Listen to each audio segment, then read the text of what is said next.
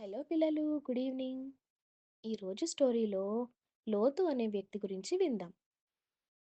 అబ్రహాముకి దేవుడు, నీ వాళ్ళందరినీ విడిచిపెట్టి నేను చెప్పిన ప్రదేశానికి వెళ్ళు అని అంటారు కదా. అప్పుడు అబ్రహాము తనతో పాటు లోతు అనే వ్యక్తిని కూడా తీసుకొని వెళ్తాడు. ఈ లోతు అబ్రహాము వాళ్ళ అన్నయ్య కొడుకు. లోతు చాలా మంచి మనిషి, ఎంతో నెమ్మదిగా ఉండేవాడు.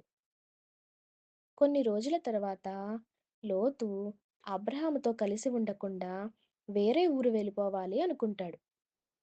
అలా తన కుటుంబంతో పాటు సొదొమ గొమొర్రా అనే పట్టణంలో సెటిల్ అవుతాడు. ఆ ఊరంతా చెడ్డ పనులు చేస్తున్న మనుషులతో నిండిపోయి ఉంది.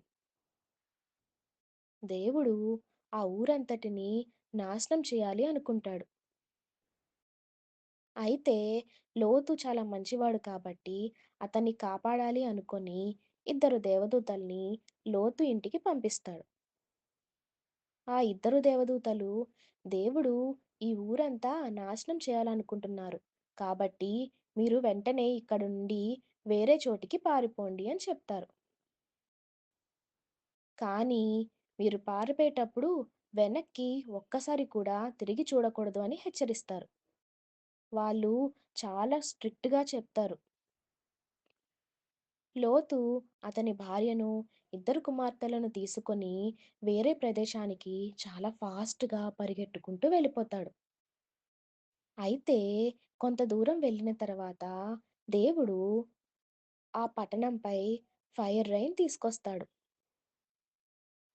వాళ్ళు అలా పారిపోతున్నప్పుడు లోతు భార్య, అయ్యయ్యో! నా ఇల్లు ఏమైపోతుందో అని భయపడి వెనక్కి తిరిగి చూస్తుంది. అంతే. వెంటనే ఉప్పు స్తంభంలా మారిపోతుంది. కాబట్టి పిల్లలు, దేవుని ఆజ్ఞలు, పెద్దలు చెప్పిన మాటలు ఎప్పుడూ కూడా మనం పాటిస్తూ ఉండాలి. వాళ్ళు ఏదైనా పని చెయ్యొద్దు అంటే మనం అస్సలు చేయకూడదు. వాళ్ళ మాటకి ఎప్పుడూ ఒబే చేస్తూ ఉండాలి. దేవదూతలు ఎంత చెప్పినా కూడా లోతు భార్య అసలు వినకుండా వెనక్కి తిరిగి చూసింది. అందుకే దేవుడు తనను పనిష్ చేశాడు.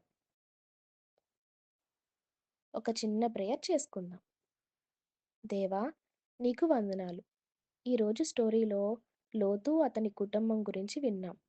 ముఖ్యంగా లోతు భార్య నువ్వు చెప్పిన తర్వాత కూడా వినకుండా వెనక్కి తిరిగి చూడడం వల్ల ఉప్పు స్తంభం అయిపోయింది. ప్రభువా, మేము మాత్రం నీవు చెప్పిన మాటలను వింటూ, పెద్దవాళ్ళు చెప్పిన మాటలను వింటూ, వాటిని అనుసరిస్తూ ఉండేలా మాకు జ్ఞానాన్ని ఇవ్వండి. ఆమెన్. రేపటి స్టోరీలో మనం ఇస్సాకు గురించి విందాం. బాయ్ పిల్లలు. Good night.